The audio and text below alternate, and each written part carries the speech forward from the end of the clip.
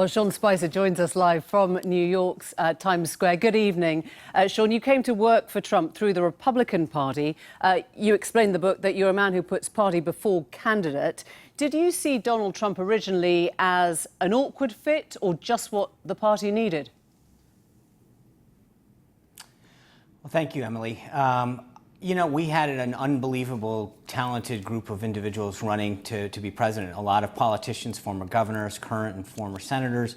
And then you had this real estate mogul and reality TV star. By all traditional standards, that's not who kind of made it through. And Trump defied so many of the norms and historical practices that had been part of how you campaign for president and who becomes the nominee. So I think, you know, I clearly was not one of those ones that saw it coming initially, but as he racked up wins through the primary process system, you started to see that he was unique on countless levels. You heard in that piece we just played 10 days ago, the world watched riveted, shocked, the Helsinki summit with Putin when President Trump chose to believe the Russian president over his own intelligence agencies. I wonder what was going through your mind as you were watching that. You know, as I saw the tape of that happen, I was out traveling most of that day, and I by the time I kind of caught up, the White House was clarifying the statement, and I think it was the right thing to do. I think it's very clear that that Russia is not a friend of the United States. We need to, as the president has talked about, align ourselves where we have shared interests, whether economically or in terms of. But I just want to push you on this because here he was, the American president, who was clearly saying he chose to believe the Russian president over his own intelligence agencies. 24 hours later, he said he misspoke. Someone presumably forced him to go back on camera. You tell me how that would work. Did somebody sit him down and say, that is so wrong, that is the worst thing any American president's ever said, you've got to change your mind? You know what, Emily, here's the thing. I don't know. And what I do know is that he did the right thing at the end. And I say that because having sat in that chair before where you're reacting a lot of times, it could very well have been him that said, wow, I didn't realize how this went down and I want to correct it. It could have been staff members coming in. I don't know, but I think that there's always this rush to judgment. And this is part of the reason, you know, a good chunk of the book that I talk about. There are a lot of these instances that occur where everyone wants to pretend as though they know the inside of what happened and why things are happening. I don't know. I'm glad he did the right thing. I'm very pleased because I think that we need to make clear that U.S. policy, what U.S. policy is and what we believe our relationship is with Russia. I mean, he's been called treasonous for saying that. Were you not horrified? Putin is accused of interfering with democracy and the American president sides with him over his own intelligence agencies. It's breathtaking. Emily, like I said, I'm glad that he went out and clarified what he meant to say. I think that this rush to judgment, always figuring out I mean, you know, with all due respect, telling me what I felt. I've been rather busy the last couple of weeks. I saw it happen. I saw them clean it up, and I thought, great. That's you. I'm glad that you recognize the need to be very clear about what your position is and what our relationship is vis-a-vis Russia. Okay, you make a fair point. I can't ask you to step into other people's shoes, but you can perhaps tell us about those first days in the White House where you found yourself defending the size of Donald Trump's inauguration crowd on the Mall. Right. Did you believe what you were saying then, that the physical crowd was bigger than Obama's? It was the biggest one ever? Well, first of all, to your point, I appreciate the stroll down memory lane in the clip. I'm very clear in the book that if there's a day that I think I would love a do-over on, it's that one. I set the die on that day for a lot of what was to come. I think what I was trying to do, and clearly not well, was change the focus from the number of people attending it to focus on the total audience that had watched it. And I thought we were on much safer ground there than trying to focus on the number of people in, you know, different areas of the National Mall here in Washington. I did not clearly do a very good job of that, and I talk about it in the book, what we were thinking and what the process was and how hurriedly it all came together. But there's no question that goes down as one of those days that I'd love a do-over. But nobody, Emily, was happy with me that day. So I wonder why you didn't stand up to the president in the first place and say, you're wrong about those crowd numbers. With respect, sir, you're wrong. I mean, that would have saved your skin straight away. Well, look, and part of this is to understand what was going on in terms of the totality of it. And you put it Thank you for putting it in the beginning of your package there. But what people miss is they look at that one day and they look at it in isolation and say, how could you have done this? Without understanding the mindset and the mentality that was going into that day. We had faced a press corps that was constantly undermining our ability in the campaign to run an effective ground game or an effective data operation. At every turn was saying, yours isn't good enough. Hillary Clinton's running a better operation. It's a better campaign. There's no way that you can compete with her. Time and time again through the campaign, we heard that. Then we heard similar kind of things during the transition. Then the night, as you referenced, the day that we start, the president leaves the Capitol after being sworn in, signs all these executive actions and orders and talks about how he's getting to work for the American people. And what's the narrative? Not what he's been doing, but that the bust had been falsely removed, inflaming racial tensions here in the United States. And so if you constantly feel under attack, then you feel at some point in which you need to respond and say, enough of this. And when you hear the president and other supporters constantly see this narrative where we're being maligned and undermined in terms of the validity of our thing, it wears on you. It's just not good enough, though, because actually Donald Trump, as you well know, made stuff up long before he was a candidate. He made claims about Obama's birth certificate. He made claims that global warming was a Chinese invention. Is it any wonder that the press were braced to hear untruths? They'd known this man for years and they knew how he operated. What I want to come on to is Kellyanne Conway, your colleague. Wait. So with all due respect, are you arguing? But you put that in your package. They falsely accused him. So that's not talking about fact checking him. They falsely accused him the day before of removing a bust that was racially inflammatory. And you corrected that. Fair dues. They apologized to each other, which was very, very nice of them. OK, listen, I want to talk about Kellyanne Conway. You look at it just from one angle. Right. But when Kellyanne Conway, and this is essential, I think, to your 7 months, she was your colleague, when she was trying to help you understand or talk through the crowd numbers, she used the term alternative facts.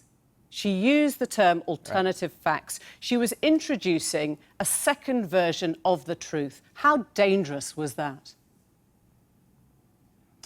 Well, look, I think what Kellyanne was trying to do, and you rightly so, I think she was trying to help me. We went out. There was a 3-day weekend when we were having a tough time getting numbers nailed down and information from government offices because so many of them were closed. They had worked really hard for the inauguration. They weren't around on a 3-day weekend. And so we were calling around, and instead of using, we used Metropolitan Police Department numbers that we had gotten as opposed to information from the from the National Park Service. So what Kellyanne was trying to say is we were calling different agencies and different groups. She didn't say we're calling different agencies, we're trying to get the numbers. She said Sean Spicer used alternative facts. I know what she said. I agree. I'm trying to explain it. We all make mistakes, Emily. And I think one of the things that I talk about in this book, and I know you've read it, is there are things that I absolutely would love to do over or that I could have done better. I had to do them in front of millions of people, and I wish I could have done a better job. I get that. I am not sitting here saying I'm not without fault. I wish I could have done a better job.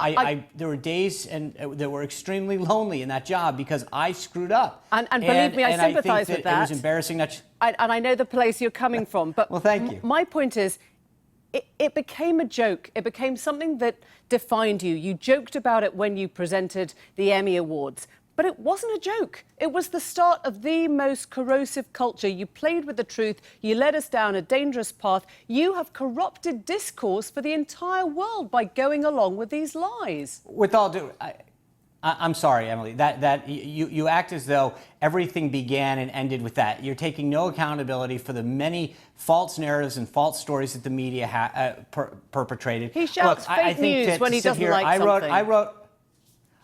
But I wrote a book that I think is a fairly strong representation of what happened in the campaign, the transition, and the White House. I take responsibility where I think I've fallen short or I could have done better. But for you to lay that kind of claim and make everything sound like it started and ended with Donald Trump is just absolutely ridiculous. I guess my question is, you are his press secretary, and I know from what I've read that you care about the freedoms and the institutions and the democracy on which your country was built.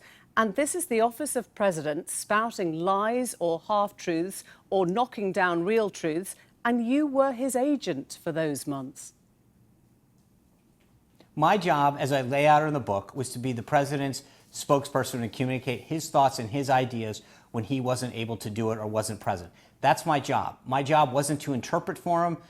I gave him the best advice and counsel that I could in private. I shared with him what I thought strategy would be, but at the end of the day, he is the President of the United States, and it was his thoughts and his ideas and his feelings that it was my job to communicate them. Whether you like them or not, those were his thoughts and his feelings. Let me talk about his feelings a little bit, because you described very well the day that the Access Hollywood story broke and the Republican candidate for president was talking in that tape of grabbing women by the pussy. Did that tell you anything about your man that you didn't previously know? Well, I think we've all said things in private, which that are inappropriate or regrettable. Have you said things like that? And I don't know that I would want every single thing that I've ever said in private to be made public. No, I've probably said some things that I regret. Absolutely. I don't know that I've used those exact terms. And I think the president, candidate Trump at that time, rightly so, said that it was inappropriate for him to use those words. But look, if we're going to judge everybody by private comments that they may or may not made at one point in their life, I'm not sure all of us would want to have that account. But just give me the Sean Spicer day. When that happens, you're on a plane to St. Louis and you're carrying around this knowledge with you and wondering how it's going to break. Are you thinking that he's still going to be the candidate? Are you thinking it's all over? Are you thinking you've got to find a replacement? What's going through your head? Well, we're heading into that St. Louis debate when that came out. And I mean, politically, one of the things about Trump, and I talk about this a lot in the book, is that this guy has walked through political hurdles that would have left almost any other candidate for dead months ago. And he, time and time again, came out of it stronger. I think how we addressed that issue and how he handled it was paramount to his ability to succeed. So I think when you see a candidate, and I've seen a bunch over the years, part of it is how they handle mistakes, adversity, et cetera. Most candidates curl up in a ball and try to pretend that it didn't happen. I think Trump, rightly so, came out and made it clear that that was not something that he was proud of. And I think that going into that St. Louis debate, he came out strong out of that thing. And so part of it is how he handled it, but it was a whirlwind of 24 hours where I think there was a lot of uncertainty on our side about how that would affect his ability to get elected. And if I go back to this idea of mistakes, adversity, or perhaps etc., a couple of other thoughts. You were heavily involved in the social media campaign. Did you notice suspicious activity at the time? Because Facebook believes approximately 126 million people were served a story by Russian government agencies. Did you question anything unusual? Did you see anything unusual? Did it freak you out? No. In fact, I wrote it in the book that on October 27th, the Department of Homeland Security called myself and two other senior staffers from the Republican National Committee to the department's headquarters to ensure that we understood that they understood that, like for decades, that there had been attempts to meddle in our election, but they had a strong grasp as to what the situation was, and that they asked us actually to, after the election, express our support for the integrity of the voting system. Because so it's, I don't know what. Sorry to interrupt. It does sound like, sorry. well, we know that the Mueller probe has led to multiple indictments now. It sounded today as if Trump is moving to try and shut down that inquiry. Is that something that you think he should do? Well, look, I'm not sure. I've been on a book tour all day, so I'm not sure exactly what you're talking about. But I think that the indictments that you mentioned, let's look at them. I mean, you've got a couple of them who got caught lying to the FBI, which is never a good idea. Paul Manafort, who's been indicted on charges for failing to register for clients that he had, years ago, nothing connected to the Trump campaign.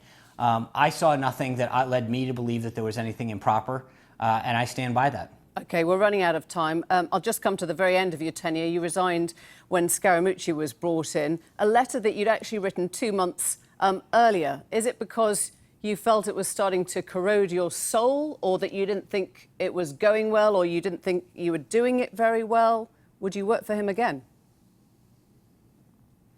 I'm glad I did the job. It was an honor and a privilege. Look, I think for any person, when I was a kid, I never wondered if I would get a tour of the White House. To have worked there, I think under any president, to serve my country, as I've done in so many different ways throughout the years, is an honor that few get, and I'm honored to have been able to do that.